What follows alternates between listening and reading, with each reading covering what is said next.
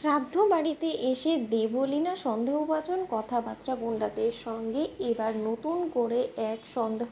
জন্ম দিল কুসুমের মনে। হ্যাঁ বন্ধুরা, ভিডিওটা দেখতে থাকুন। যে মুহূর্তে কিনা শ্রাদ্ধ বাড়িতে দেবলীনা এক পর্যায়ে মুচকি মুচকি হাসতে থাকে এবং দেবলীনা যখন কিনা ইন্দ্রাণী গাঙ্গুলির চোখের জল দেখে এক পর্যায়ে এই নিজের মনের শান্তি পেতে থাকে, ঠিক সেই সময়ে কুসুমের নজর দেবলীনার উপরে পড়া থাকে এবং দেবলীনাকে যখন ঘাড় ধাক্কা দিয়ে বার করার জন্য কুসুম দেবলীনার হাত চেপে ধরে, ঠিক সেই সময় দেবলীনার হাতে থাকা সেই গ্রিজে আর দাগ দেখা মাত্র কুসুমের সন্দেহ এবং কুসুম বলতে থাকে যে কী ব্যাপার, দেবলীনা ম্যাডামের হাতের কিছুটা অংশ এরকম পুড়ে গেছে কী করে এবং কিছু জায়গায় তার হাতে এরকম গ্রিজের দাগই বা কোথা থেকে এলো, কিছু তো বুঝতে পারছি না। ঠিক সেই সময় দেবলীনা বলতে থাকে যে কুসুম সরকার, তুমি আজকে আমাকে যত এখান থেকে তাড়ানোর বন্দোবস্ত করো না, কারণ এত সহজে আজকে আমি এখান থেকে যাবো না, কারণ আমাকে তো ইন্দ্রাণী আন্টির পাশে দাঁড়াতে হবে এবং তাকে তো চোখে আঙুল দিয়ে বুঝিয়ে দিতে হবে যে আজকে যা কিছু আয়ুষের সঙ্গে হয়েছে সেই সমস্ত কিছুর জন্য তো তুমি দায়ী। তার কারণ আয়ুষের মঙ্গল কামনা করে যখন কিনা মূর্তি স্থাপনে এ বাড়িতে একটা পুজোর আয়োজন করা হয়েছিল, তখন তো পুজোতে বিঘ্ন ঘটিয়েছিলে তুমি এবং আজকে স্বয়ং তুমিই দায়ী আয়ুষের এই অবস্থার জন্য, সেটা তো তার মাথায় ঢুকিয়ে দিতে হবে, তাই না? ঠিক সেই সময় এক পর্যায়ে যখন কিনা হঠাৎ করে দেবলীনার ফোনে গুন্ডাদের ফোন আসে এবং সেখানে গুন্ডাদের ফোন চলে আসা মাত্র দেবলীনা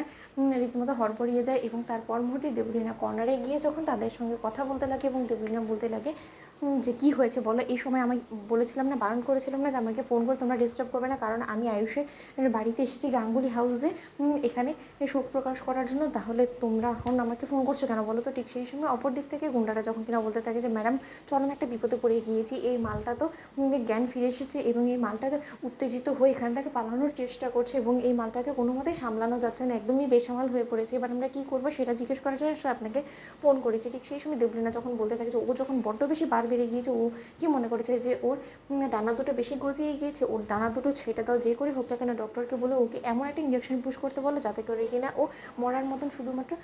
পড়ে থাকবে, এছাড়া ওর কোনো রকম কোনো কিছু করতে পারবে না, ওর গোটা শরীর যাতে কোনো মতে সাপোর্ট না দেয় সেই ব্যবস্থা করো, কিন্তু কোনো মতেই একে হাতছাড়া করা যাবে না। ঠিক সেই সময় আড়ি পেতে দেবলীনার পেছনে গিয়ে যখন কিনা কুসুম এই সমস্ত দেবলীনা কথাবার্তা শুনে ফেলে, ঠিক সেই সময় কুসুম বলতে থাকে যে কার কথা বলছিল দেবলীনা ম্যাডাম, যে সেই যাতে কোনো মতেই আরও সুস্থ হতে না পারে, তার গোটা শরীরটা একদম অকেজো করে দেওয়ার জন্য এবং কী যেন একটা ইঞ্জেকশন পুশ করার কথা বলে এই সমস্ত কিছু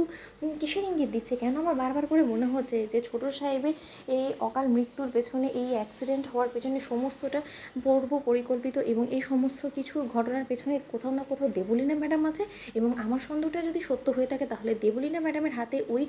গ্রিজের দাগই বা এলো কোথা থেকে এবং কার সঙ্গে কথা বলছিল সেটা আমাকে জানতেই হবে। তার জন্য যত শীঘ্রই সম্ভব আমাকে দেবলীনা ম্যাডামের এই রহস্য উদ্ঘাটন করতে দেবলীনা ম্যাডামের উপরে নজর রাখতেই হবে 24 ঘন্টা। তো বন্ধুরা লাইক এবং শেয়ার করে সাবস্ক্রাইব করতে ভুলো না।